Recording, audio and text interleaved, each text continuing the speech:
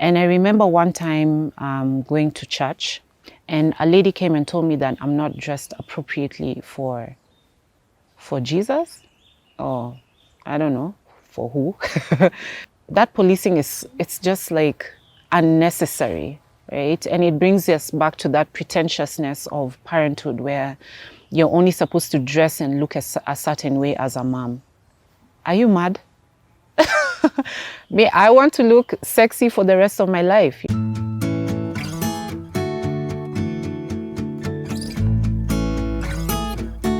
My name is Anchi Ninja.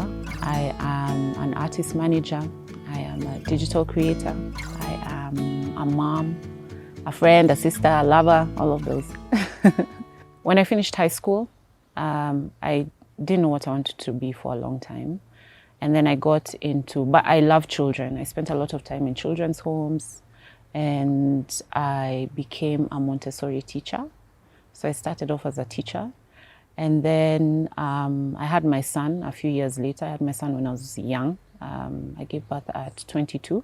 Then my baby daddy was working in entertainment, and then I fell into that, doing events management.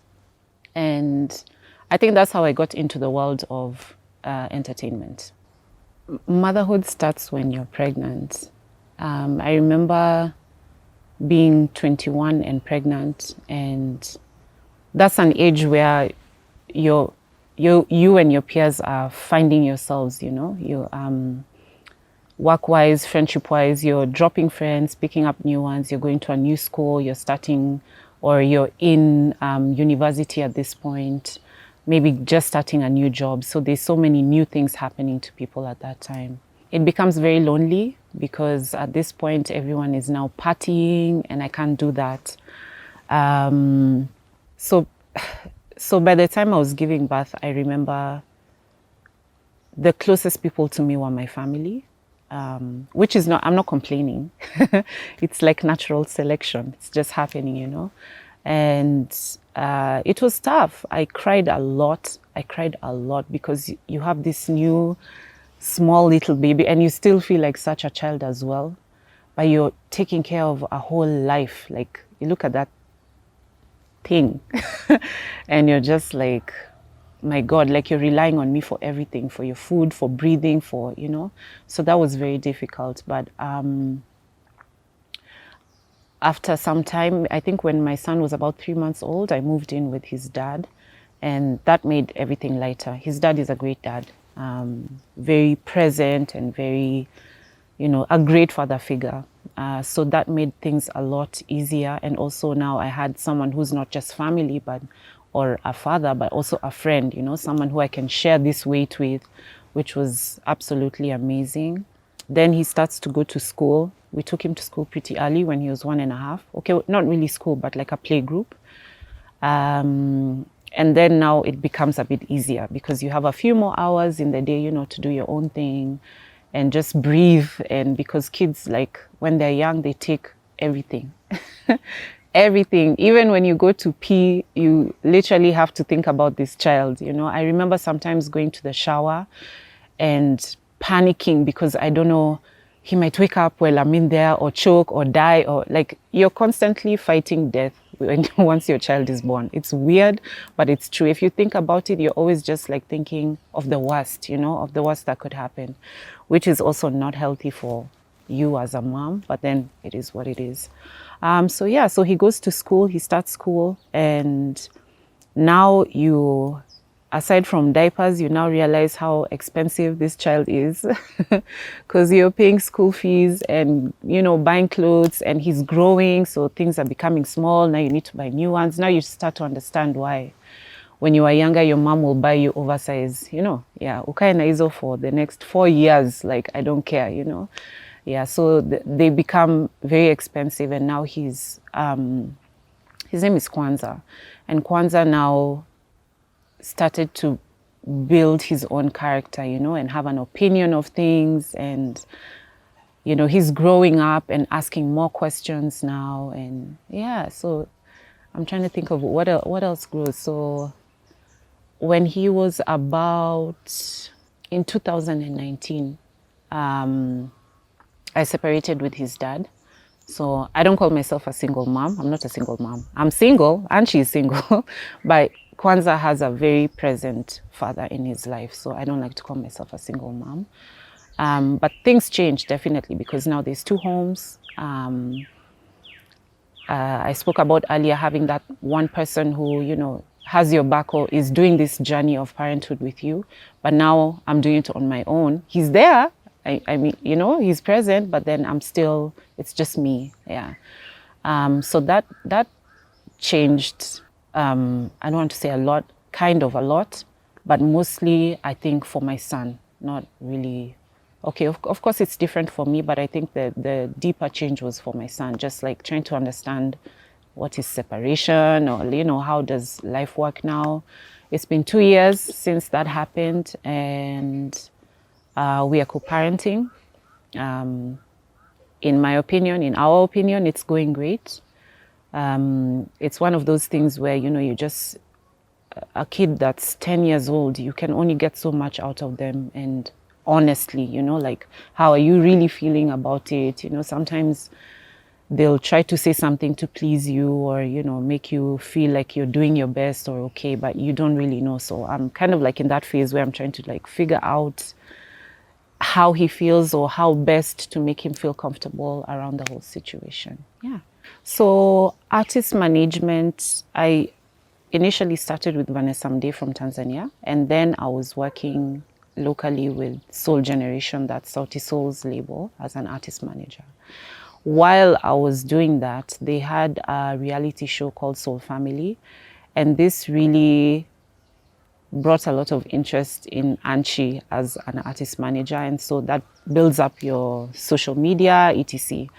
And once that happens, we are living in an age where that's the way you market your stuff, So marketing is like 90% digital, and then there's the old school way of, posters and whatnot.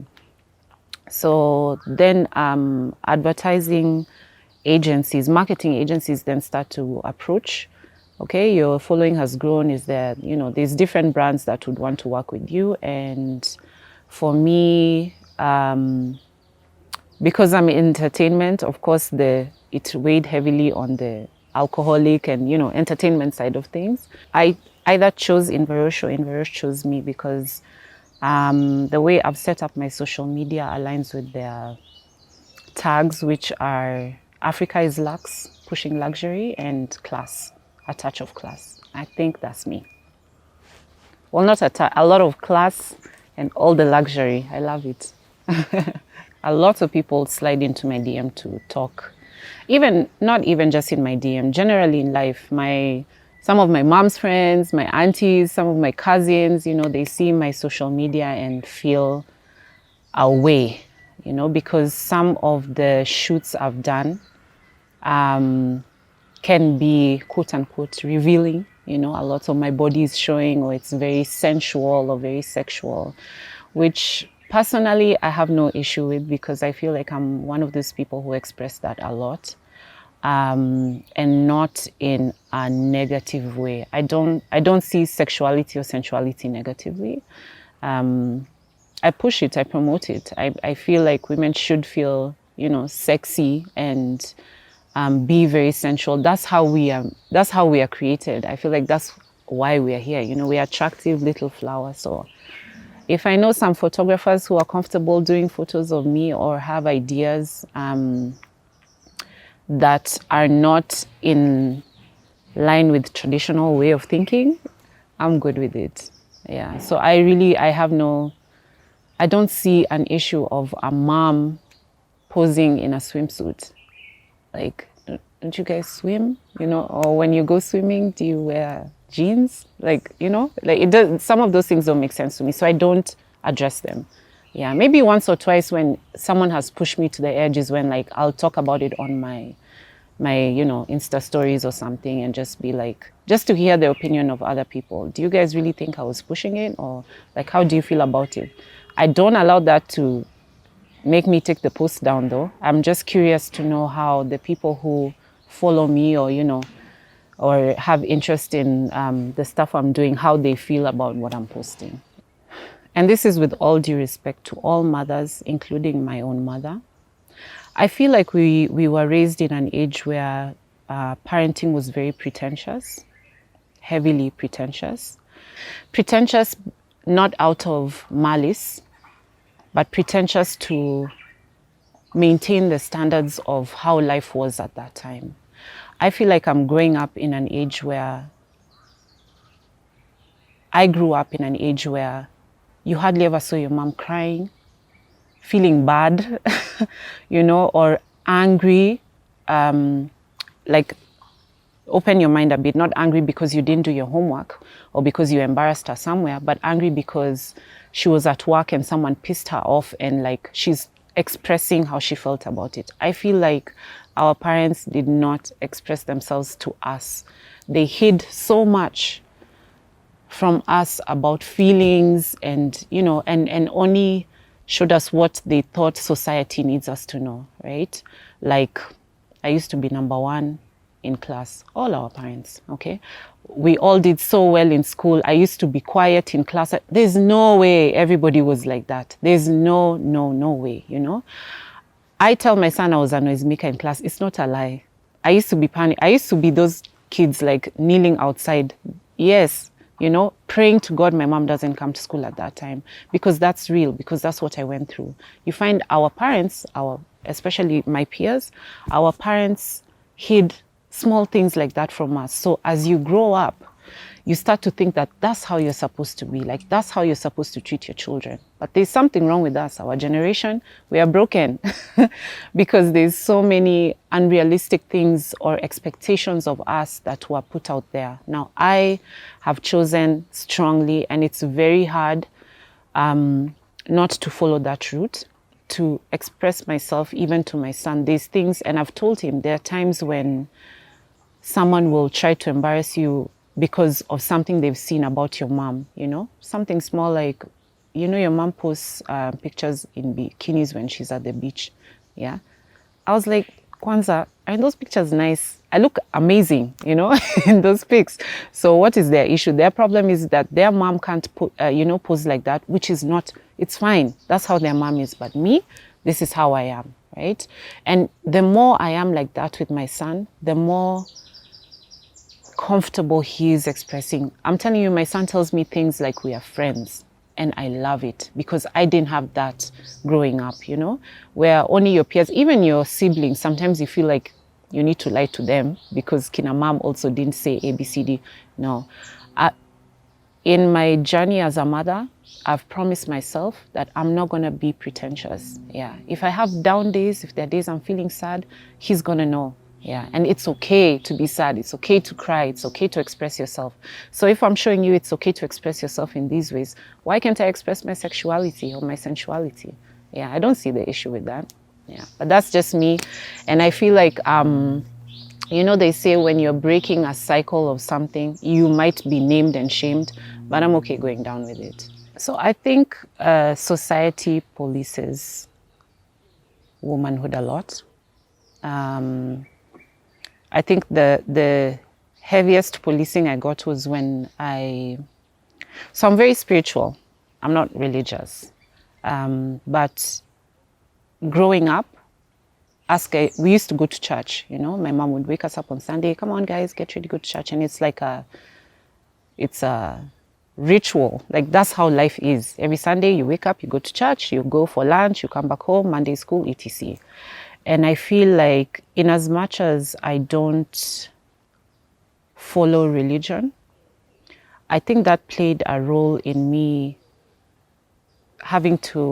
allowing me to make the decision whether I wanted to be religious or not, right? So I felt like, especially when my son was younger, I felt like that's the right thing to do, to allow him, you know, to go to church. Well, I didn't feel like it. My mother-in-law really was pushing me, like, you guys used to go to church, you know, why can't you also allow him to go to church? And I thought about it, and I came up with the fact that at least I was given the option, you know, if you want to, go ahead with it. But if you don't want, also, it's fine. And I remember one time going to church, and we were standing outside because I was a bit late and the church was full. And a lady came and told me that I'm not dressed appropriately for Jesus, or I don't know, for who. Yeah, well, she came and told me that I'm not dressed appropriately. Straight up, like I'm holding my kid like this, and at this point he's probably like maybe a year and some change. And she told me that, so already you feel policed, like I'm supposed to dress a specific way when, why, and she was like in a very long dress. Me, by the I have very long dresses, but I still look cute in them. And I feel like even if I was in that long dress, she would still probably have an issue with me, and that policing it's just like unnecessary, right? And it brings us back to that pretentiousness of parenthood where you're only supposed to dress and look a certain way as a mom. Are you mad?